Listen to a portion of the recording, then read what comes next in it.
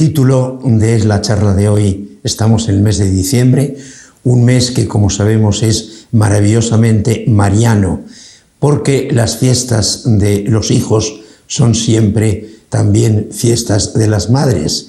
Y naturalmente que la Navidad es la fiesta también, no solamente del niño Jesús, del Dios que se hace hombre, sino también de María, la Madre Virgen, que es Madre de Dios. Y nosotros en México tenemos un enorme y maravilloso privilegio. Nuestra Madre Santa María, en un determinado momento, se ha hecho presente de una manera especialmente cariñosa con nosotros, los mexicanos, los hispanoamericanos, me atrevería a decir yo.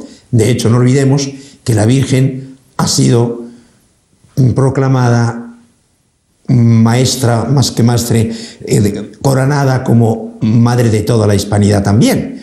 Y el título, como decía, me lo ha dado el libro, que es lo mejor que yo he conocido y he leído sobre este tema, de una amiga que se llama Luz María Mora, que hace ya unos años publicó un libro que se llama Guadalupe, mito o verdad, mito o realidad. Y yo les voy a hablar un poquito hoy de esto, apoyándome en una serie de hechos incontrovertibles y que no permiten la discusión. La respuesta no es mito, aunque los mitos sirven para conocer las realidades.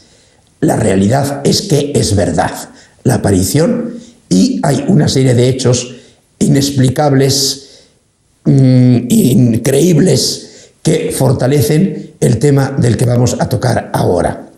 Y voy a empezar con una afirmación de ese genio que es San Agustín, que hace muchos años, cuando él convertido se encuentra con los dogmas cristianos que tiene que aceptar la Santísima Trinidad, la divinidad de Jesucristo, la maternidad y la virginidad de María, se encontraba con que muchos de sus filósofos coetáneos junto a él no creían estas cosas porque eran más o menos racionalistas.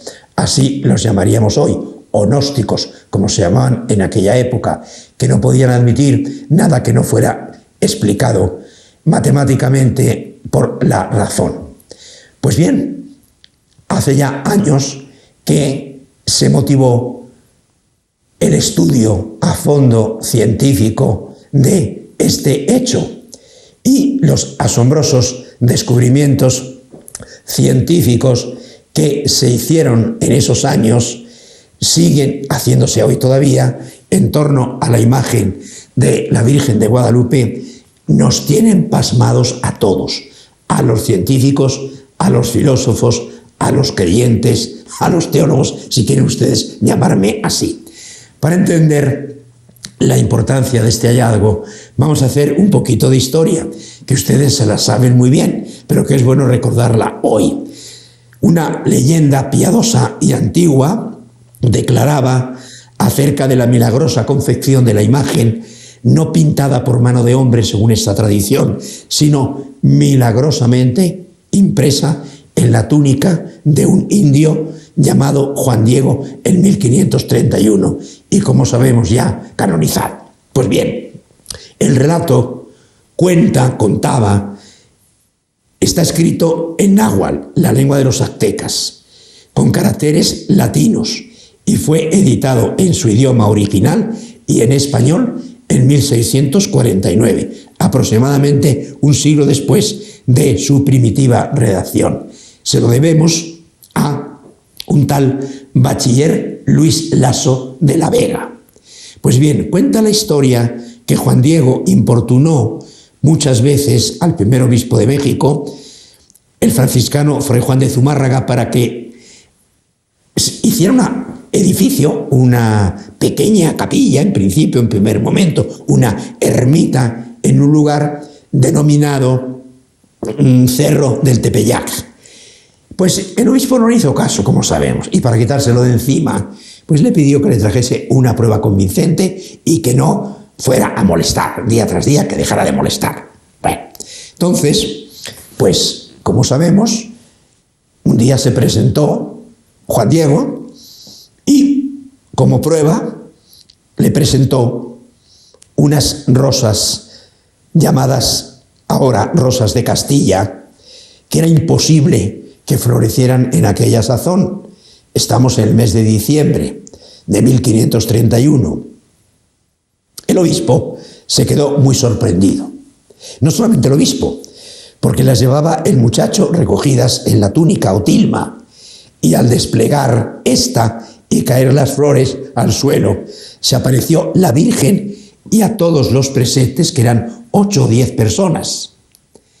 Y al punto, esta visión celestial quedó grabada de tal manera que dejó sorprendidísimos a todos los espectadores. Espantado y maravillado el obispo que lo veía, erigió la ermita en el cerro de Tepeyac, y allí quedó expuesta como imagen para ser venerada por las futuras generaciones. Este es el relato muy sucintamente expuesto, escrito en lengua náhuatl en tiempos en que aún vivía. Si nos fijamos las fechas, aún vivía Hernán Cortés. La explosión fue impresionante. Aquellos indios que no había manera de convertir se empezaron a convertir en masa. La afluencia a la ermita fue multitudinaria. Indios acudían de todas las partes a rendir culto a la imagen tan notable que incluso se ocupa de ello, lo comenta, esto es muy importante, Bernal Díaz del Castillo, en su magna crónica de la conquista de la Nueva España. Y llegamos a nuestro tiempo, y se formó una comisión de estudios para investigar no pocos fenómenos que llamaban la atención en la famosa tilma de Juan Diego. En primer lugar, llama la atención de los expertos textiles la singular conservación del vasto tejido.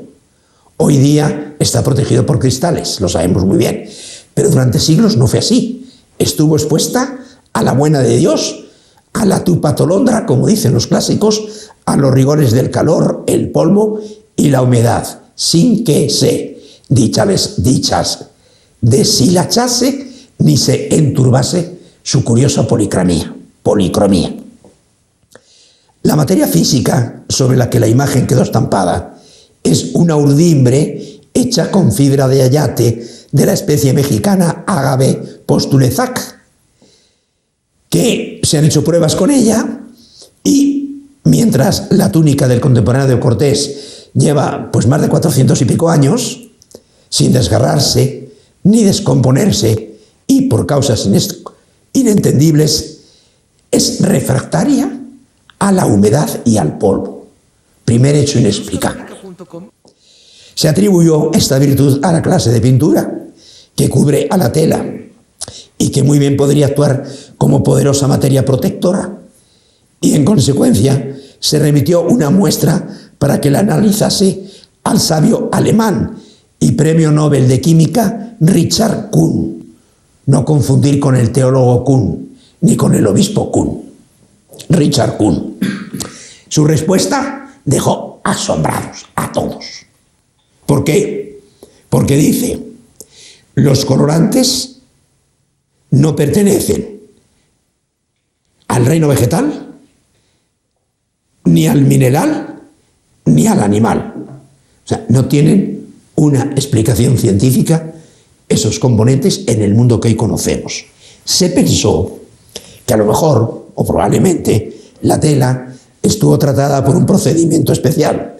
Todos sabemos cómo las grandes pinturas de la antigüedad han podido llegar hasta nosotros porque por los lienzos o los paramentos de los frescos previamente preparados, cubiertos de una cola o de un estuco determinados. ¿De qué rara consistencia sería esta preparación para que la pintura pudiera adherirse y conservarse incólume sobre la materia, como es el ayate tan frágil y perecedero? Se encomendó, vamos a dar un paso más, a dos estudiosos norteamericanos. El doctor Callaghan, del equipo científico de la NASA. Sí, han oído bien, de la NASA. NASA. Y el profesor Jody Smith, catedrático de Filosofía de la Ciencia en el Pensacola College que sometiesen la imagen guadalupana al análisis fotográfico con rayos infrarrojos. Aquí les presento los resultados. Sus conclusiones fueron las siguientes. Primera, el ayate, tela rala de hilo de maguey, carece de preparación alguna, lo que hace inexplicable, a la luz de los conocimientos humanos, que los colorantes impregnen y se conserven en una fibra tan inadecuada. Segunda, no hay esbozos previos como los descubiertos por el mismo procedimiento en cuadros de Velázquez, en cuadros de Rubens, en cuadros del Greco, en cuadros del Tiziano. Pues no hay. La imagen fue pintada directamente, tal como se ve, sin tanteos, ni pinceladas, ni rectificaciones. Tercera, no hay pinceladas. La técnica empleada es desconocida en la historia de la pintura, de la antigua y de la de ahora. Es inusual, incomprensible e irrepetible. Vamos a seguir adelante. Paralelamente a esto, al mismo tiempo, un conocido oculista de apellido hispano-francés, Torrija Louagnet, examinó con un oftalmoscopio de alta potencia la pupila de la imagen y observó maravillado que en el iris se veía reflejada una mínima figura que parecía el busto de un hombre. Y este fue el antecedente inmediato para promover la investigación que paso a explicar, lo que se llama la digitalización. Hoy es una cosa muy frecuente, en aquella época no, hace unos 50 años no era tanto, por los años 80, que es cuando sucede esto que estoy comentando. Es sabido que la córnea del ojo humano se refleja lo que se está viendo al instante.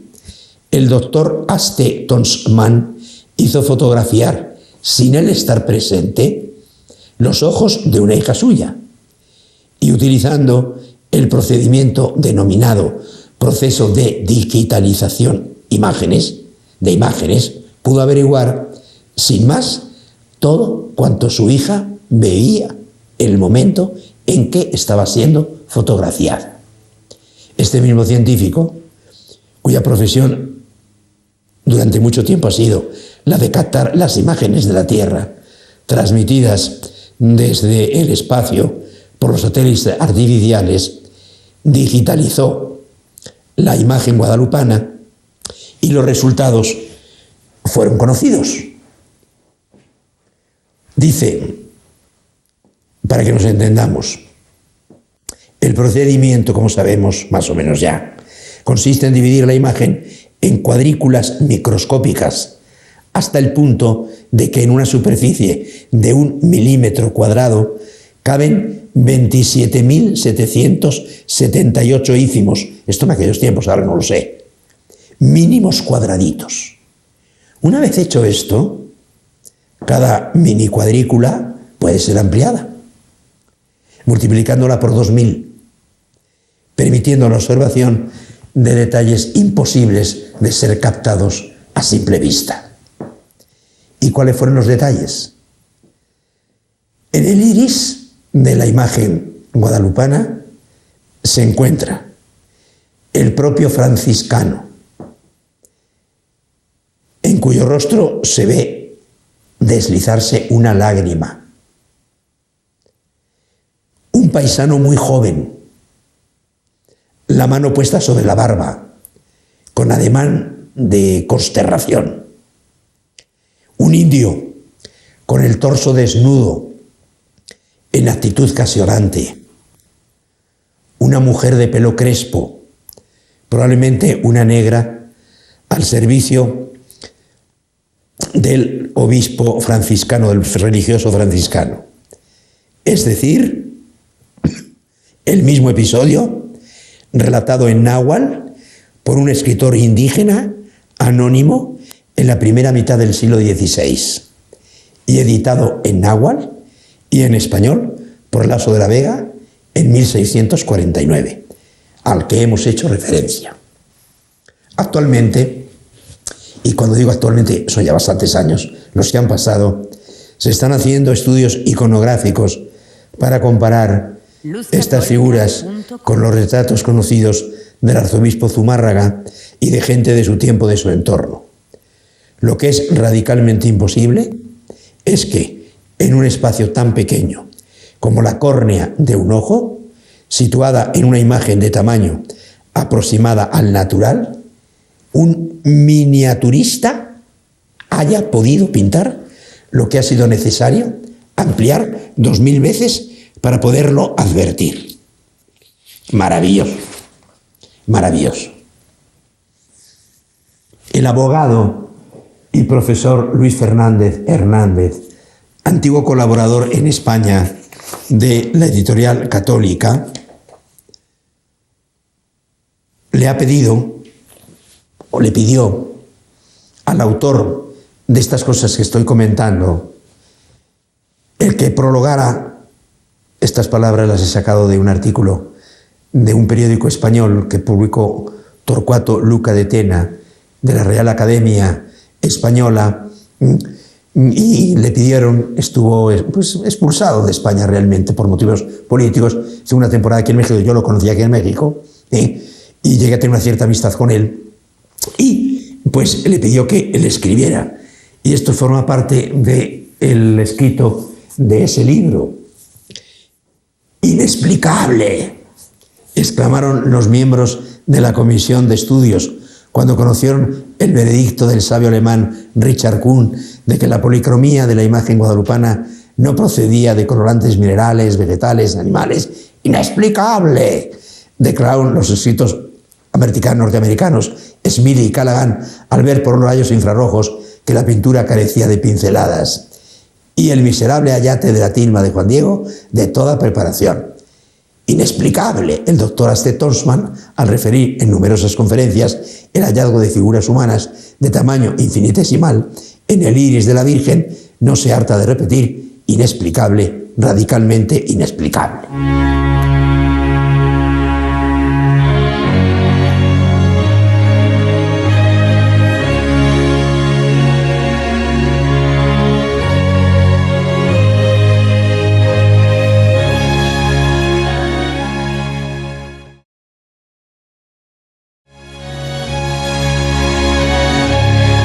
Continuamos con el tema de la Virgen de Guadalupe, mito, inexplicable, increíble o verdad y realidad. Hemos comentado cómo la historia, la explicación teológica, filosófica, química, científica, revelan que es inexplicable, que es increíble. En mi vida como sacerdote me he tropezado, y antes de ser sacerdote, con muchísimos amigos, bueno, muchísimos tampoco, pero siempre gente alrededor que no cree en lo que uno cree. Esto es muy normal, no hay por qué escandalizarse de esto. Pero que me hablan: los milagros de Cristo, ya no me los creo, no me los creo, increíble. La Virginidad de María, increíble. La castidad de San José, increíble. A veces un poco, ¿y la castidad de tu madre? Y se acaba la conversación. No hay que ponerse tampoco en ese plan, claro, pero a veces hay que ponerse en ese plan. Bueno, pues quiero comentar unas palabras de San Agustín que a mí me han ayudado mucho cuando me vienen con lo de que es increíble. Y la voy a decir textual como se traduce de San Agustín. Si la cosa creída es increíble que lo increíble pueda ser creído. Tú me dices que no crees porque es increíble. Y entonces tú, si lo increíble no puede ser creído, ¿cómo tú crees en lo increíble? Es absurdo, pero no se dan cuenta. Son tan tontos. Los racionalistas no se dan cuenta que se están mordiendo el rabo cuando están diciendo estas cosas como tan divertidas.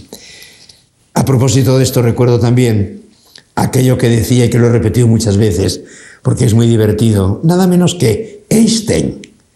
Cuando alguna vez le preguntaban, hay una carta de una niña muy simpática, que le pregunta a Einstein, oye, ¿y los científicos rezan? ¿Los científicos hacen oración? ¿Los científicos creen?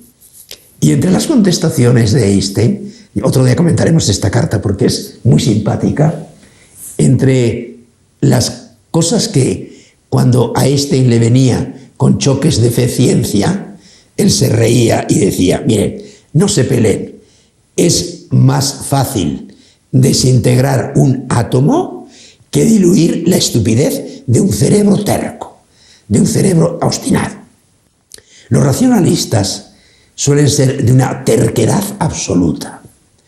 Los fundamentalistas, un día hablaremos también de esto, los fundamentalistas, tanto religiosos como científicos, son también destructores no solo de la creencia, sino también de la razón. Arrasan con todo. Vayan ustedes a hacer razonar a un musulmán, o con perdón, vayan a hacer razonar a unos de la luz del mundo, o a otro protestante fundamentalista, y verán ustedes lo que se encuentran. Bueno, dejando esto de lado, quiero pasar a lo positivo. ¿Y qué es lo positivo de todo esto? Estamos ante la Virgen. Todas las evocaciones me maravillan, entre ellas Guadalupe. La Virgen que forjó una patria. Así solemos hablar de la guadalupana. Por aquel torbellino de sangre y de fuego que corresponde a los tiempos anteriores a la llegada de los hispanos en las tierras de Anáhuac o Anáhuac. Las luchas encarnizadas entre pueblos, la guerra y la muerte, el chorrear sangriento de las víctimas sacrificadas en los altares a los dioses que exigían sangre, dioses primitivos, fue el signo que se dibujó en todos los rumbos de esta tierra que hoy habitamos sin mucha tranquilidad también. La dulce presencia de la doncellita morena, ante ella se aquietaron las rebeldías, se suavizaron los odios, los enconos, las riñas, y todos los hombres encontraron en ella la luz para hermanarse, para confraternizar, para mezclarse y salir una raza nueva, esa raza de la que habló Vasconcelos. Por eso es tan fuerte, tan efusivo y tan hondo el amor de este pueblo en lo que empezó a dar trazo y figura a nuestra patria. Cuando los mexicanos empezaron a vivir en el amor a la imagen de nuestra Madre de Guadalupe. Por eso es fuerte el cariño que hoy tenemos en este pueblo.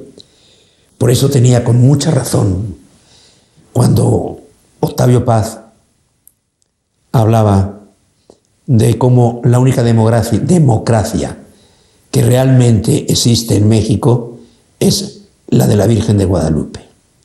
Yo me río estos días en los periódicos cuando, con motivo del pastor de una iglesia que no se sabe lo que es, protestante, cristiana, porque pues hablan de Cristo de vez en cuando, asombrados de que llegaron 100.000 gentes a su tumba a rezar por él, no sé qué recen.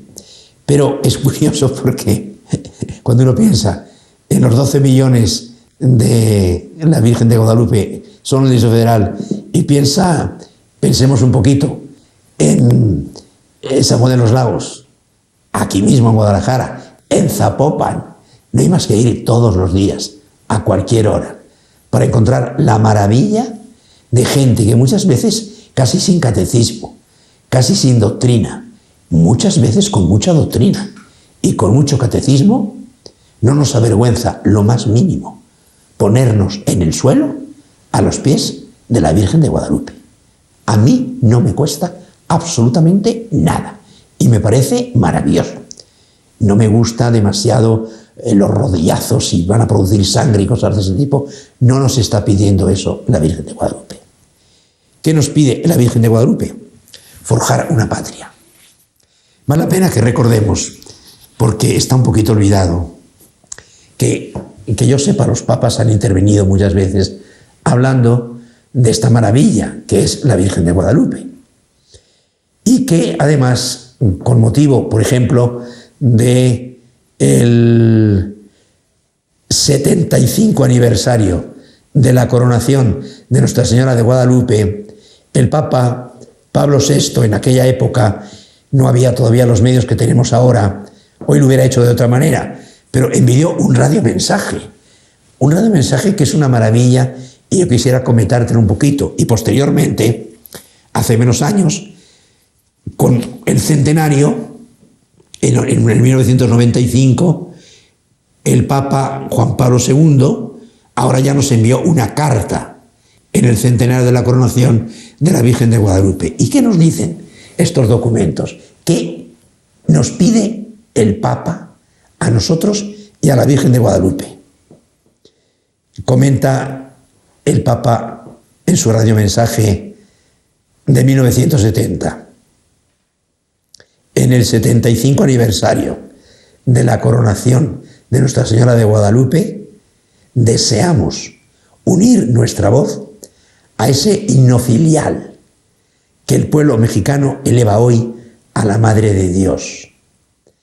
La devoción a la Virgen Santísima de Guadalupe, tan profundamente enraizada en el alma de cada mexicano y también íntimamente unida a más de 4 siglos más de nuestra historia patria, sigue conservando su vitalidad, sigue conservando su valor y debe ser para todos una constante y particular exigencia de auténtica renovación cristiana. ¿Qué espera la Virgen hoy de nosotros? Lo mismo que esos años. Una corona no material, una preciosa corona espiritual, formada de un profundo amor a Cristo, su Hijo, y al mismo tiempo un sincero amor a todos los hombres. Los 2 mandamientos que sabemos muy bien que resumen el supremo mandamiento del amor. Es la Virgen la que nos guía, con su fe, con su humildad. Se hizo siendo nada menos que la Madre de Dios, destinada para ser Madre de Dios, se hizo profundamente agradable a los ojos del Altísimo, para que la suprema figura de su Hijo apareciera ante los hombres, como tú y como yo, con todo su inagualable fervor, fulgor. Por eso mismo, la devoción mariana alcanza su máxima exposición, cuando ella nos hace caminar y nos enseña el camino que lleva hacia Jesús. Recordemos aquella escena de la multiplicación, o del vino, del agua, de la conversión del agua en vino. Haced lo que Él os diga. Me divierte mucho como Unamuno, muy descreído, pero con una fe irracional, como él dice, porque la razón no le daba. Para ello, tenía una magnífica razón. Pero no sé, había leído a Kant, y yo no sé por qué Kant ha sido una especie de invasor de las mentes de muchos buenos pensadores que han terminado por decir una enorme cantidad de tonterías. Pues bien, lo que Unamuno decía, la Virgen, al fin, mujer, y mujer mandona, manda a aquellos hombres. No puede estar sin mandar, pero los manda muy bien, porque lo que les dice es muy bueno para ti y para mí. Haced lo que Él os diga. Haced lo que Él os diga. Por eso, amadísimos mexicanos, queremos hoy hacernos eco ante vosotros de tantas tristezas, y ansias que agobian al mundo, las cuales no nos pueden dejar indiferentes si queremos de verdad ser fieles al mensaje evangélico. Un cristiano no puede sentirse tranquilo mientras haya un hombre que sufre, que es tratado injustamente, que no tiene lo necesario para vivir. Un cristiano no puede menos de demostrar su solidaridad y dar lo mejor de sí mismo para solucionar las situaciones de todos aquellos a los que no ha llegado todavía ni el pan del estómago, ni el pan del cerebro, ni el pan de la cultura, ni el pan que alimenta, o la oportunidad de un trabajo honrado, honorable y justamente remunerado. No puede quedar insensible mientras las nuevas generaciones no encuentren el cauce para hacer realidad sus legítimas aspiraciones. Es penoso que a muchos jóvenes les queda la calle, les queda la droga, que ahora la quieren también legalizar, ¿cómo no? Quieren hacernos más brutos todavía, quieren hacernos más hormigas todavía. Es una pena ver lo que está sucediendo y qué cosas se discuten. Como es una pena que por matar un perro te cobren 40 pesos de multa y en el distrito por matar un niño no te cobran absolutamente nada. Así estamos. Humanidad sin divinidad, bestialidad. Cuando Dios desaparece del entorno humano, inmediatamente emergen ídolos del dinero, del sexo, del placer, de la política, de lo que te pegue la gana. Por ahí va el asunto.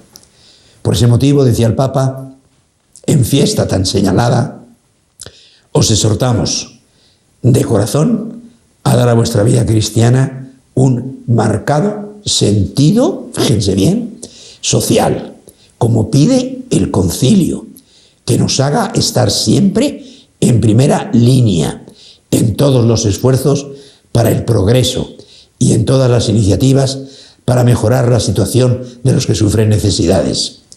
Vamos a ver en cada hombre un hermano.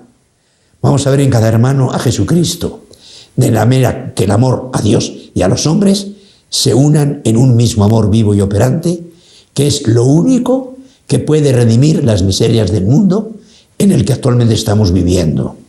Lo único que puede renovar el fondo del corazón humano.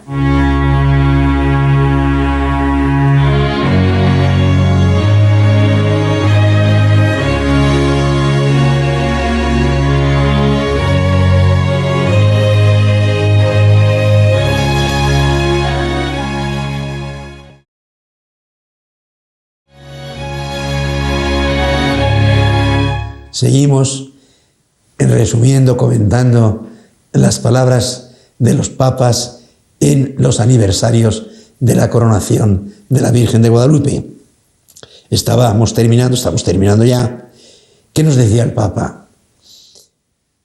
El que tiene mucho, sea consciente de su obligación de servir y de contribuir con generosidad para el bien de todos. El que tiene poco o no tiene nada, que mediante la ayuda de una sociedad más justa cada día se esfuerce en superarse, en elevarse a sí mismo y aún cooperar al progreso de los que sufren su misma situación. Y todos sentid el deber de uniros fraternalmente para ayudar a ese mundo nuevo que la humanidad anhela. Me viene a la memoria en estos momentos unas palabras maravillosas de San Agustín, donde nos dice a todos y a cada uno de nosotros: da lo que tienes para que Dios te dé lo que no tienes. Da lo que te sobra para que Dios te dé lo que necesitas. Yo diría que esta es la corona que hoy nos pide la Virgen de Guadalupe, esa fidelidad al Evangelio que ya supo vivir tan estupendamente bien. Eso es lo importante. Decía Juan Pablo II, comentando el haced lo que él os diga, cómo estas palabras de María en Caná constituyen también hoy el núcleo de la nueva evangelización. Se trata de hacer vida, dar vida, la fe que profesamos y cumplir los mandamientos de Dios, que tienen en el precepto del amor fraterno el centro y culmen de la identidad cristiana. Hoy no cabe ninguna duda que si reflexionamos un poquito, que no nos dé miedo pensar, no hace daño pensar, no hace daño razonar. Lo que hace daño es ser materialista, empirista, racionalista o estúpido. Eso se hace daño. Hay momentos en la vida en que cruzarse de brazos o esperar que salga el sol o salga la luna, pues es suicida. Es suicida. Estamos en estos momentos en que no podemos tolerar ningún suicidio. Es necesario en la vida de todos. Todos tenemos un papel que nadie puede quitarnos, que nadie puede representar. Por lo tanto, hay que lanzarse sin miedo al ruedo de la vida, donde nos espera el Miura. Para los que no sois taurinos, el Miura es una raza de toros, una ganadería muy famosa, que da mucho miedo porque ha tenido la mala suerte de matar a algunos de los toreros más famosos, entre ellos a Manolete. Pero pues es animales muy fuertes, animales muy poderosos, muy difíciles de torear, pero son animales, hay que torearlos, hay que lanzarse y no ver los toros desde la barrera, como se dice también entre los taurinos. Hoy, ser neutral no es una alternativa. Hoy no hacer nada, cruzarse de brazos, es suicidarnos por anticipación. No quejarnos. Todos estos que se quejan no hacen lo que tendrían que estar haciendo. Los estudiantes estudiando. Los políticos no preocupados por ganar las próximas elecciones, sino por tapar los hoyos de la ciudad y tantísimas cosas más. Pues todo esto vale la pena que en un día tan formidable como es estos recuerdos que nos llegan en la fecha de nuestra Madre de Guadalupe, recordemos, y con esto termino, haced lo que Él os diga. Hoy son el núcleo de la nueva evangelización que nos está pidiendo el Papa. Se trata de hacer vida lo que solo es teoría o ni siquiera es proyecto. Se trata de cumplir los mandamientos de Dios, que tienen en el precepto del amor fraterno el centro y el culmen de la identidad cristiana. Vamos a anunciar incansablemente a Jesucristo, para que su mensaje de salvación penetre en la conciencia y en la vida de todos, convierta los corazones, y termino recordando el resumen de lo que nos dicen estos dos papas. La devoción a la Virgen, hoy, como siempre, debe ser la fuente de la renovación de nuestra vida cristiana.